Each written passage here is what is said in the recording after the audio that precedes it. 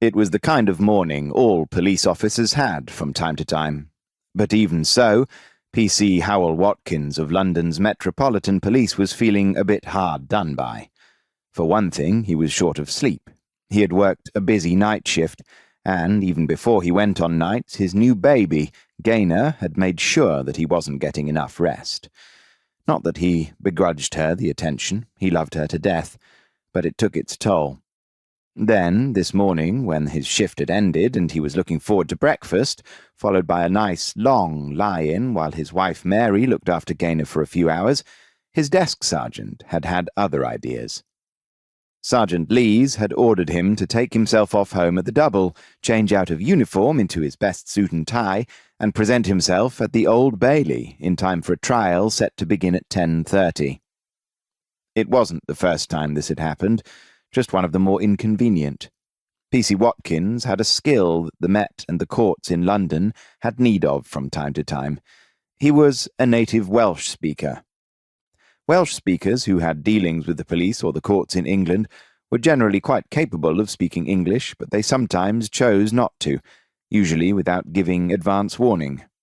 On such occasion, P.C. Watkins would find himself in demand at short notice, and this morning was such an occasion. To make matters worse, he was going to be late. When he arrived at the Old Bailey's famous Court 1, just after 11 o'clock and slightly out of breath, he was surprised to see a scuffle taking place in the dock, to the accompaniment of loud shouting, some in Welsh, some in English. He was even more surprised to see that the court was fully assembled.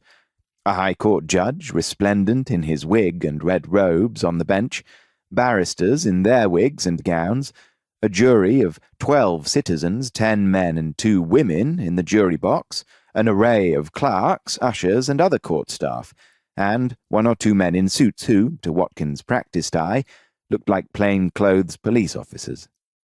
But none of them seemed inclined to lift a finger to intervene in the fracas in the dock. They all seemed somehow resigned to watching from a safe distance, and there was an almost eerie silence in the courtroom. The scuffle appeared to involve 1 of 3 defendants, a male, and 2 male uniformed prison officers. The 2 other defendants, 1 male, 1 female, and a female prison officer, were trying to stay out of it, huddled against the bulletproof glass in the right-hand corner of the dock.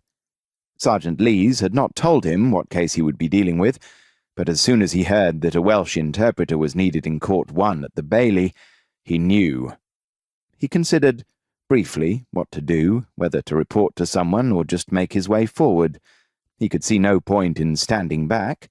He would be needed in the dock eventually, if he was to interpret, and if there was a scuffle to sort out before he could interpret anything, he might as well take himself there sooner rather than later. "P.C. Watkins, Welsh interpreter," he said loudly, holding his warrant card high up in his right hand and making his way forward from the courtroom entrance to the dock as quickly as he could without actually running.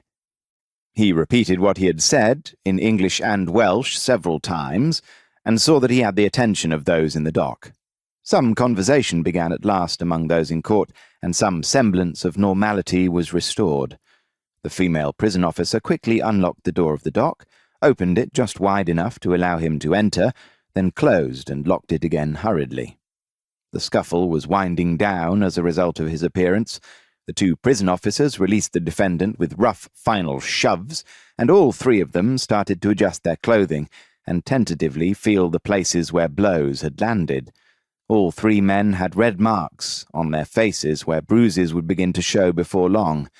Watkins stepped between the defendant and the prison officers to ensure that it did not kick off again.